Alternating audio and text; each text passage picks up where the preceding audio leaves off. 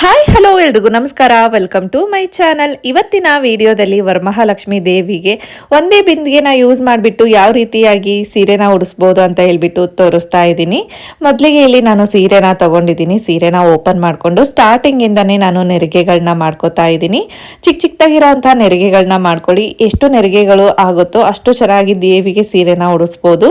So ನೆರಿಗೆಗಳನ್ನ ಮಾಡಿಕೊಂಡು ನಾನು ಇದು ರೇಷ್ಮೆ ಸೀರೆ ಆಗಿರೋದ್ರಿಂದ ನೆರಿಗೆಗಳು ಮಿಸ್ ಆಗೋ ಚಾನ್ಸಸ್ ಇರುತ್ತೆ.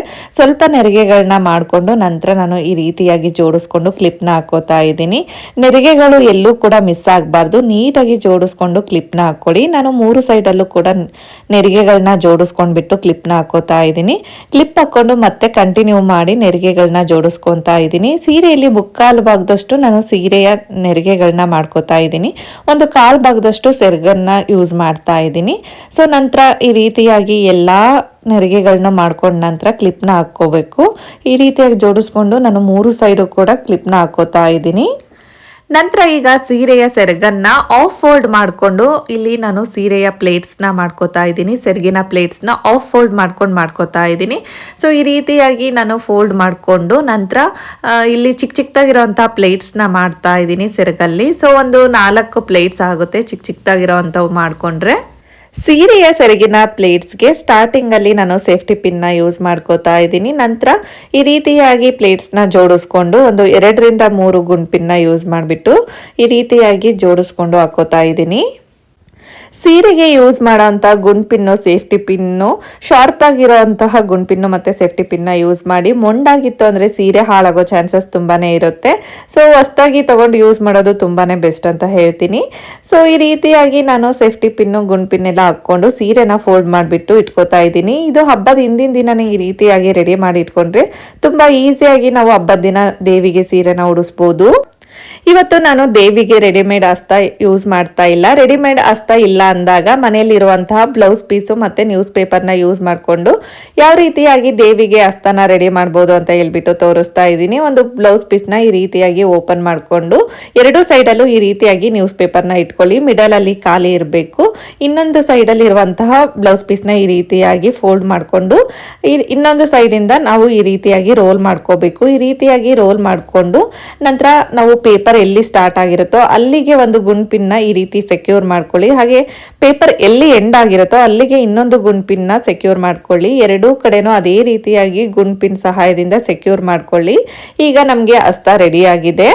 ಈ ರೀತಿಯಾಗಿ ಅಸ್ತನ ನಾವು ರೆಡಿಮೇಡ್ ಅಸ್ತ ಇಲ್ಲ ಅಂದಾಗ ಮನೆಯಲ್ಲೇ ನಾವು ಇರುವಂತಹ ಬ್ಲೌಸ್ ಪೀಸು ಮತ್ತು ಪೇಪರ್ನ ಯೂಸ್ ಮಾಡಿಬಿಟ್ಟು ನ್ಯೂಸ್ ಪೇಪರ್ನ ಯೂಸ್ ಮಾಡಿಬಿಟ್ಟು ಅಸ್ತನ ರೆಡಿ ಮಾಡ್ಕೋಬಹುದು. ನಂತರ ಈಗ ಸೀರೆನ ರೆಡಿ ಮಾಡಿ ಫೋಲ್ಡ್ ಮಾಡಿ ಇಟ್ಕೊಂಡಿದ್ವಿ ಅಲ್ವಾ, ಆ ಸೀರೆನ ತಗೊಂಡು ಹಿಂದೆ ನಾನು ಸೆರಗನ್ನ ಹಾಕೋತಾ ಇದ್ದೀನಿ. ಹಿಂದೆ ಏನು ನಮಗೆ ಒಂದು ಲೇಯರ್ ಇರುತ್ತೋ ಸೀರೆದು ಅದನ್ನ ಹಿಂದೆ ಹಾಕೊಳ್ಳಿ. ಸೊ ಬಾರ್ಡರ್ ಹಿಂದೆ ಹೋಗ್ಬೇಕು. ಆ ರೀತಿಯಾಗಿ ಹಾಕ್ಕೊಂಡು ಸೊ ನಮಗೆ ಇಲ್ಲಿ ಮುಂದೆ ಫ್ರಂಟಲ್ಲಿ ಎಷ್ಟು ನಮಗೆ ಉದ್ದ ಬೇಕೋ ಆ ಉದ್ದ ಅಳತೆ ನೋಡಿಕೊಂಡು ಸೀರೆನ ಜೋಡಿಸ್ಕೊಳ್ಳಿ. ಈ ರೀತಿಯಾಗಿ ನಾನು ಸೀರೆ ಎಷ್ಟು ಬೇಕೋ ಅಷ್ಟು ಹೈಟಿಗೆ ನೋಡಿಕೊಂಡು ಈ ಕ್ಲಿಪ್ನ ತೆಗಿತಾ ಇದ್ದೀನಿ. ಕ್ಲಿಪ್ನ ತೆಗೆದು ಇಲ್ಲಿಗೆ ಒಂದು ಸೇಫ್ಟಿ ಪಿನ್ನ ಹಾಕೋತಾ ಇದ್ದೀನಿ. ಯಾಕಂದರೆ ಸೀರೆಯ ನೆರಿಗೆಗಳು ಮಿಸ್ ಆಗಬಾರ್ದು. ಹಾಗಾಗಿ ಒಂದು ಸೇಫ್ಟಿ ಪಿನ್ನ ಹಾಕೊಂಡಿದ್ದೀನಿ. ನಂತರ ಇಲ್ಲಿ ರ್ಯಾಂಡಮ್ ಆಗಿ ನೆರಿಗೆಗಳನ್ನ ಫಸ್ಟಿಗೆ ನಾನು ಈ ರೀತಿಯಾಗಿ ಸ್ಪ್ರೆಡ್ ಮಾಡ್ಕೋತಾ ಇದ್ದೀನಿ. 2 ಸೈಡಲ್ಲೂ ರ್ಯಾಂಡಮ್ ಆಗಿ ನಾನು ನೆರಿಗೆಗಳನ್ನ ಫಸ್ಟು ಸ್ಪ್ರೆಡ್ ಮಾಡಿಕೊಂಡು ನಂತರ ಒಂದು ತಟ್ಟೆಯಲ್ಲಿ ಅಕ್ಕಿನ ಹಾಕ್ಬಿಟ್ಟು ಸೊ ಎಲ್ಲಿ ಸೇಫ್ಟಿ ಪಿನ್ ಇದೆನೋ ಅಲ್ಲಿಗೆ ನಾನು ಅಕ್ಕಿ ತಟ್ಟೆನ ಇಡ್ತಾ ಇದ್ದೀನಿ. ಅಕ್ಕಿ ತಟ್ಟೆಯನ್ನು ಅಲ್ಲಿಗೆ ಇಡೋದ್ರಿಂದ ಸ್ವಲ್ಪ ಗ್ರಿಪ್ ಸಿಗುತ್ತೆ. ಈಸಿಯಾಗಿ ನಾವು ನೆರಿಗೆಗಳನ್ನ ಸ್ಪ್ರೆಡ್ ಮಾಡ್ಕೋಬಹುದು. ಇಲ್ಲಾಂದರೆ ಸ್ವಲ್ಪ ನೆರಿಗೆಗಳು ನಾವು ಸ್ಪ್ರೆಡ್ ಮಾಡುವಾಗ ಜರುಗೋ ಚಾನ್ಸಸ್ ಇರುತ್ತೆ. ಹಾಗಾಗಿ ಅಕ್ಕಿ ತುಂಬಿರೋ ತಟ್ಟೆ ಇಟ್ಟಿರೋದ್ರಿಂದ ಸ್ವಲ್ಪ ವೆಯ್ಟ್ ಇರೋದ್ರಿಂದ ಈಸಿಯಾಗಿ ನಾವು ನೆರಿಗೆಗಳನ್ನ ಜೋಡಿಸ್ಕೋಬಹುದು. ಈ ರೀತಿಯಾಗಿ ನೀಟಾಗಿ ನೆರಿಗೆಗಳನ್ನ ಜೋಡಿಸ್ಕೋಬೇಕು. ನೆರಿಗೆಗಳು ಅಲ್ಲಲ್ಲಿ ಮಿಸ್ ಆಗಿರುತ್ತೆ. ಅದು ಎಲ್ಲ ಕೂಡ ನೆರಿಗೆಗಳು ಕಾಣೋ ರೀತಿಯಾಗಿ ಈ ರೀತಿಯಾಗಿ ನಾವು ನೆರಿಗೆಗಳನ್ನ ಸ್ಪ್ರೆಡ್ ಮಾಡ್ಕೋಬೇಕು. ನಂತರ ಒಂದು ತಟ್ಟೆಯಲ್ಲಿ ಅಕ್ಕಿ ಹಾಕ್ಕೊಂಡಿದ್ದೀವಲ್ವಾ ಅದರ ಮೇಲೆ ತುಂಬಿರೋಂಥ ಬಿಂದಿಗೆನ ಇಡ್ತಾ ಇದ್ದೀನಿ. ಬಿಂದಿಗೆಗೆ ಆಲ್ರೆಡಿ ಒಂದು ಕೋಲ್ ಕೂಡ ಟೈಟಾಗಿ ಕಟ್ಕೊಂಡಿದ್ದೀನಿ.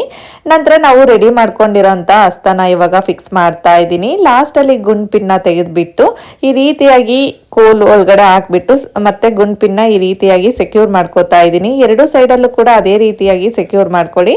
ನಂತರ ಈ ರೀತಿಯಾಗಿ ಕೈನ ಫೋಲ್ಡ್ ಮಾಡಿಬಿಟ್ಟು ಹಿಂದೆ ಕೂಡ ನಾವು ಗುಂಡ್ ಪಿನ್ ಸಹಾಯದಿಂದ ಈ ರೀತಿಯಾಗಿ ಸೆಕ್ಯೂರ್ ಮಾಡ್ಕೋಬೇಕು. 2 ಸೈಡಲ್ಲೂ ಅದೇ ರೀತಿಯಾಗಿ ಸೆಕ್ಯೂರ್ ಮಾಡ್ಕೊಳ್ಳಿ.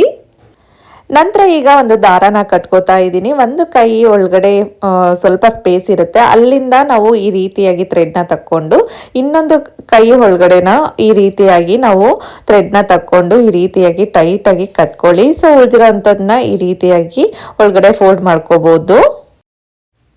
ಈಗ ನಾನು ದೇವಿಗೆ ಸೆರಗನ್ನ ಹಾಕೋತಾ ಇದ್ದೀನಿ. ಬಲ್ಗಡೆಯಿಂದ ಸೆರಗನ್ನ ದೇವಿಗೆ ಹಾಕೋತಾ ಇದ್ದೀನಿ. ಸೆರಗನ್ನ ಹಾಕೊಳ್ಳುವಾಗ ಬಿಂದಿಗೆ ಕಾಣಬಾರ್ದು, ಆ ರೀತಿಯಾಗಿ ನಾವು ಕವರ್ ಮಾಡಬೇಕು. ಬಲ್ಗಡೆಯಿಂದ ಹಾಕ್ಕೊಂಡು ಈ ರೀತಿಯಾಗಿ ನಾನು ಸೆರಗನ್ನ ಹಾಕೋತಾ ಇದ್ದೀನಿ. ಈ ರೀತಿಯಾಗಿ ರೆಡಿಯಾಗಿ ಇಟ್ಕೊಂಡ ನಂತರ ನಾವು ಸೆರಗಲ್ಲಿರುವಂಥ ಪ್ಲೇಟ್ಸ್ನ ಸ್ಪ್ರೆಡ್ ಮಾಡ್ಕೋಬೇಕು. ಏನಕ್ಕೆ ಅಂದರೆ ಅದು ಬಿಂದಿಗೆ ಕಾಣಬಾರ್ದು, ಆ ರೀತಿಯಾಗಿ ನಾವು ಸೆರಗಲ್ಲಿರುವಂಥ ಪ್ಲೇಟ್ಸ್ನ ಈ ರೀತಿಯಾಗಿ ಸ್ಪ್ರೆಡ್ ಮಾಡಿಕೊಂಡು ಇಲ್ಲಿಗೆ ನಾನು ಒಂದು ಬಾಲ್ ಪಿನ್ನ ಹಾಕೋತಾ ಇದ್ದೀನಿ. ಗುಂಡ್ ಪಿನ್ ಏನಿರುತ್ತೋ ಅದನ್ನು ಹಾಕೋತಾ ಇದ್ದೀನಿ. ನೆರಿಗೆಗಳನ್ನೆಲ್ಲ ಸ್ಪ್ರೆಡ್ ಮಾಡಿಕೊಂಡು ನಂತರ ನಾನು ಇಲ್ಲಿ ಒಂದು ದೇವಿಗೆ ಡಾಬ್ನ ಹಾಕೋತಾ ಇದ್ದೀನಿ. ಸೆರಗಿನ ನೆರಿಗೆಗಳನ್ನ ನೀಟಾಗಿ ಈ ರೀತಿಯಾಗಿ ಸ್ಪ್ರೆಡ್ ಮಾಡ್ಕೊಳ್ಳಿ. ಡೈರೆಕ್ಟಾಗಿ ಕಳಶಕ್ಕೆ ಕಾಯಿನ ಇಡ್ತಾ ಇದ್ದೀನಿ. ಇವತ್ತು ಎಲೆನ ಯೂಸ್ ಮಾಡ್ತಾ ಇಲ್ಲ, ಯಾಕಂದರೆ ದೇವಿಗೆ ನಾನು ಪೂಜೆ ಮಾಡ್ತಾ ಇಲ್ಲ, ಜಸ್ಟ್ ತೋರಿಸ್ತಾ ಇರೋದ್ರಿಂದ ಡೈರೆಕ್ಟಾಗಿ ಕಳಶಕ್ಕೆ ಕಾಯಿನ ಇಟ್ಬಿಟ್ಟು ದೇವಿ ಮುಖನ ಫಿಕ್ಸ್ ಮಾಡ್ಕೋತಾ ಇದ್ದೀನಿ. ಹಾಗೆ ಎರಡು ಕೈಗಳಿಗೂ ಕೂಡ ನಾನು ಬಳೆಗಳನ್ನ ಹಾಕೋತಾ ಇದ್ದೀನಿ. ನಂತರ ಇಲ್ಲಿ ಲೋಟಸ್ ಫ್ಲವರ್ ಇದ್ರೆ ಲೋಟಸ್ ಫ್ಲವರ್ನ ಇಡಿ. ಲೋಟಸ್ ಫ್ಲವರ್ ಇರಲಿಲ್ಲ, ಹಾಗಾಗಿ ಒಂದು 4 ರಿಂದ 5 ಹೂವನ್ನ ಜೋಡಿಸ್ಬಿಟ್ಟು ಕಟ್ಟಿ ಈ ರೀತಿಯಾಗಿ ಎರಡೂ ಸೈಡಲ್ಲೂ ನಾನು ಇಡ್ತಾ ಇದ್ದೀನಿ. ನಂತರ ದೇವಿಗೆ ಒಂದು ಕಾಯಿಗೆ ನಾನು ಕಿರೀಟನ ಫಿಕ್ಸ್ ಮಾಡ್ಕೋತಾ ಇದ್ದೀನಿ. ನಂತರ ದೇವಿಗೆ ಆಭರಣಗಳನ್ನ ಹಾಕೋತಾ ಇದ್ದೀನಿ. ಸೊ ನಮ್ಮ ಹತ್ರ ಯಾವೆಲ್ಲ ಆಭರಣಗಳಿದೆನೋ ಅದನ್ನು ನಾವು ದೇವಿಗೆ ಹಾಕ್ಕೋಬೋದು.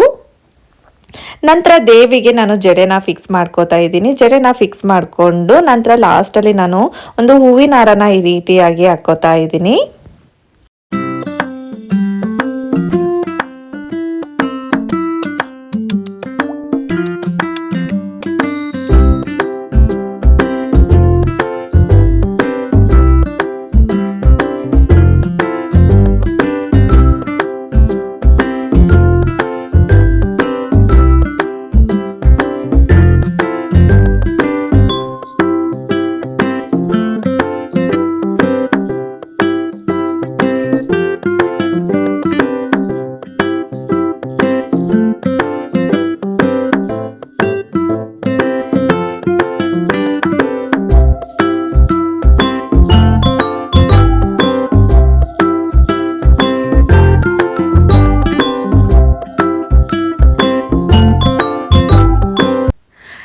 ಡಿಫ್ರೆಂಟ್ ಆಗಿ ವರಮಹಾಲಕ್ಷ್ಮಿಗೆ ಯಾವ ರೀತಿಯಾಗಿ ಸೀರೆನ ಉಡಿಸ್ಬೋದು ಅಂತ ಹೇಳ್ಬಿಟ್ಟು ಆಲ್ರೆಡಿ ನನ್ನ ಯೂಟ್ಯೂಬ್ ಚಾನಲಲ್ಲಿ ವಿಡಿಯೋಸ್ನ ಅಪ್ಲೋಡ್ ಮಾಡಿದ್ದೀನಿ. ಒಂದ್ಸರಿ ಇಂಟ್ರೆಸ್ಟ್ ಇದ್ದು ಫ್ರೀ ಆಗಿದ್ರೆ ಆ ವಿಡಿಯೋನ ಚೆಕ್ ಮಾಡಿ ನೋಡಿ.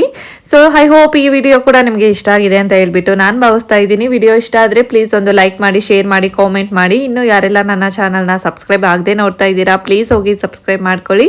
ಹಾಗೆ ಪಕ್ಕದಲ್ಲಿರುವಂಥ ಬೆಲ್ ಬಟನ್ನ ಕ್ಲಿಕ್ ಮಾಡಿ. ಬೆಲ್ ಬಟನ್ನ ಕ್ಲಿಕ್ ಮಾಡೋದ್ರಿಂದ ನನ್ನ ಎಲ್ಲ ವಿಡಿಯೋಗಳ ನೋಟಿಫಿಕೇಶನ್ ನಿಮಗೆ ಬರುತ್ತೆ. Thank you for watching.